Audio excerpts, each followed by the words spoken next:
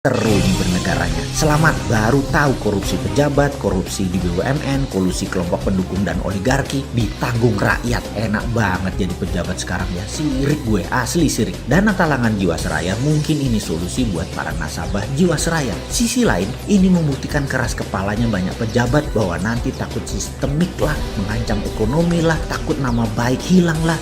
Bos, yang geblek jangan dilindungi atau kalian merupakan bagian dari sistem yang bermasalah. Biarkan yang salah yang menanggung. Makanya bernegara jangan berbisnis. Semua itu hanya sarana buat bancaan, bagi-bagi porsi. Lah enak yang dapat, terus yang hilang filenya di kejaksaan. Ya enak juga, wis cocok wis iki. Surga banget deh kesannya para kriminal di negara ini ya. Ini negara para berdebah emangnya. Ya nggak begitulah ngurus negara. Old mind dan old system harus diubah. Itu fundamental berpikir. Cara lama yang sudah puluhan tahun tidak mau diubah. Itu yang membuat kalian punya banyak uang di luar negeri kan ya. Karena itu nggak bakal kalian mau berubah. Lah enak, ngapain berubah? Padahal kalau melihat dari indikator ekonomi seperti di awal tadi, yang mendapatkan data bahwa uang beredar saat ini hanya 44% dari GDP nasional, ini artinya banyak sektor ekonomi yang sakit keras, sakit kronis. Sayangnya, data seperti begini, yaitu yang 44% uang beredar, nggak banyak yang paham cara bacanya, bahwa ini berbahaya bagi ekonomi sebuah negara. Berbagai kebijakan tersebut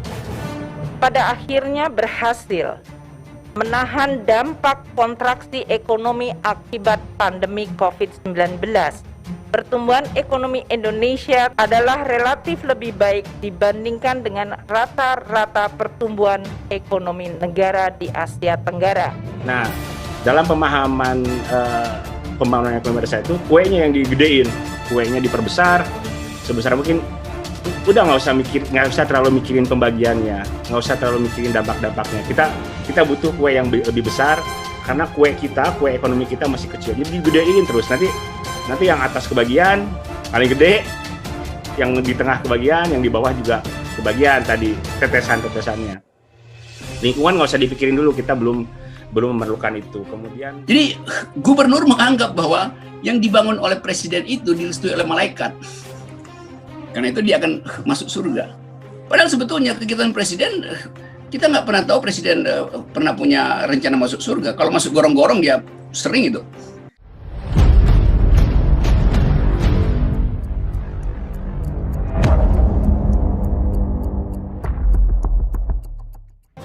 Emosi pemerintah rajin hutang, Mardigu Bosman mengatakan, kalian pesta-pesta, kami yang cuci piring.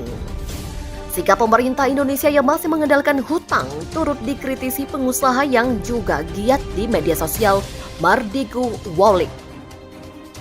Mardigu yang sempat dikenal dengan julukan Bosman Sontoloyo ini meminta pemerintah segera menghentikan kebijakan hutang yang akan menyusahkan generasi mendatang. Sebab saat ini hutang Indonesia dianggap sudah mencapai level mengkhawatirkan. Berapa hutang kalau sampai akhir masa jabatan Jokowi? Hampir 10.000 triliun rupiah. Kalau bunganya 5%, setahun itu 500 triliun rupiah hanya untuk bayar bunganya. Kasihan kita Pak, disuruh nyauri utang atau bayar hutang. Demikian kata Mardigu dalam potongan video yang beredar di media sosial seperti dikutip redaksi. Dari catatan Bank Indonesia, hutang luar negeri atau ULN Indonesia pada triwulan kedua tahun 2021 tercatat 415,1 miliar dolar Amerika Serikat atau 5.977 triliun rupiah dengan kurs 14.400 per dolar Amerika Serikat. Mardigu yang kini kerap mempopulerkan sebutan New Mind ini mengutarakan perhentian kebijakan hutang menjadi jalan satu-satunya untuk menyelamatkan generasi mendatang, atau yang ia sebut sebagai generasi New Mind. Hutang Indonesia hingga kini diklaim pemerintah masih aman. Diungkap Bank Indonesia bahkan cenderung turun. Pada akhir triwulan kedua, hutang luar negeri Indonesia sebesar 415,1 miliar dolar Amerika Serikat atau 5.977 triliun rupiah.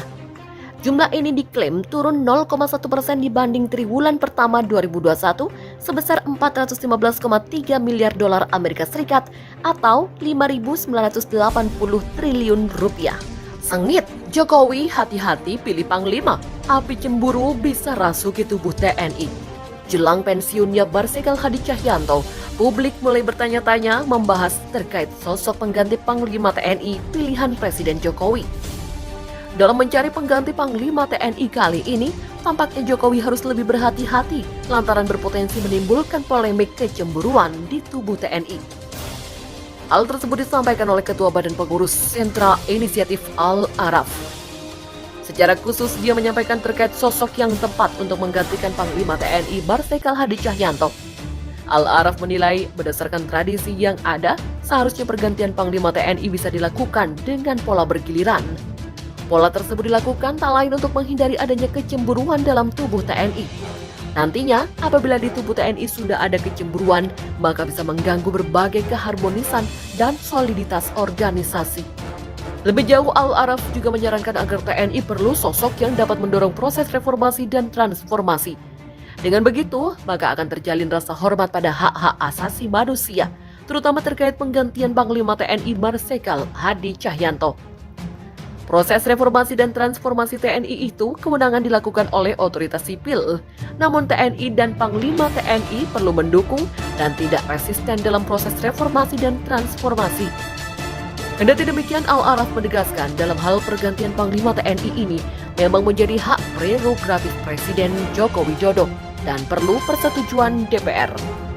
Namun, satu hal yang perlu digarisbawahi oleh pihak Jokowi maupun DPR, bahwa pemilihan Panglima TNI perlu mendengarkan masukan dari publik dan lembaga lainnya.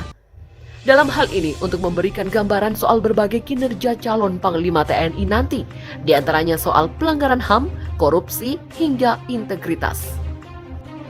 Terungkap, putusan vonis 4 tahun Habib Rizik nyontek di internet. Putusan atau vonis yang diketuk oleh Majelis Hakim Pengadilan Negeri Jakarta Timur dalam kasus tes usap Rumah Sakit Umi Bogor yang memvonis Habib Rizik Syihab hukuman penjara 4 tahun ada unsur plagiarisme. Unsur plagiarismenya terdapat dalam pertimbangan yang diambil atau dicontek dari internet. Hal ini disampaikan Direktur HRS Center Abdul Khair Ramadan dalam acara konferensi pers HRS Center pada Senin di Matraman. Khair Ramadan mengatakan pada putusan perkara Habib Rizik Syihab terdapat unsur plagiarisme dalam pertimbangan hukumnya. Dijelaskan unsur plagiarisme tersebut terdapat dalam merujuk pada uraian penjelasan ajaran atau doktrin kesengajaan dengan kemungkinan yang berasal dari internet. Ada 2 sumber, yakni situs hukum online dan skripsi mahasiswa Fakultas Hukum yang tidak ada menyebutkan sumber referensinya. Dikatakannya hakim-hakim yang memeriksa fakta persidangan tidak menggunakan keterangan ahli hukum pidana yang dihadirkan di persidangan yang menjelaskan perihal kesengajaan. Padahal, keterangan ahli merupakan salah satu alat bukti yang sah sebagaimana dimaksudkan dalam pasal 184 ayat 1 Undang-Undang Nomor 8 Tahun 1981 tentang Kitab Undang-Undang Hukum Pidana. Karenanya, dia berharap agar pihak-pihak terkait seperti Mahkamah Agung atau MA, Komisi Yudisial, dan Komisi 3 DPR untuk menindaklanjuti temuan plagiat dalam putusan pengadilan tersebut sesuai dengan kewenangannya. Selain itu, dia mengatakan bahwa dengan adanya tindakan plagiat tersebut dapat menjadi salah satu dalil bagi Majelis Hakim MA untuk membatalkan putusan pemidanaan Pengadilan Negeri Jakarta Timur terhadap para terdakwa Habib Rizik Syihab, Andi Tatat, dan Habib Hanif Alatas. Ia mengatakan plagiarisme dalam putusan pengadilan tersebut memberikan contoh yang tidak patut. Sebelumnya, Habib Rizik Syihab yang sudah bebas dari kasus Petamburan dan Mega Mendung tetap ditahan dalam kasus Rumah Sakit Umi. Habib Rizik divonis 4 tahun penjara yang dijatuhkan oleh Majelis Hakim Pengadilan Negeri Jakarta Timur. Lalu dikuatkan oleh putusan Pengadilan Tinggi DKI Jakarta yang menolak banding yang diajukan Habib Rizik. Saat ini, tim hukum Habib Rizik tengah mengajukan kasasi ke Mahkamah Agung.